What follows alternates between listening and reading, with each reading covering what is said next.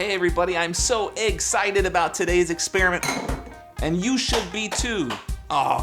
We're gonna actually explore Newton's first law, which states an object at rest will stay at rest unless acted upon by an outside force. Now, what's really cool about this is gravity is acting on this egg. It's trying to pull it down, but the cup, plate, and toilet paper roll are holding it up. Here we go, 3, 2, 1, voila. Isn't that awesome? It falls straight down because gravity is pulling down on the egg, and all we did is we exerted a force to knock the plate and towel roll this way. Now let's try it with a huge paper towel roll. Gravity. Until next time, keep learning full steam ahead.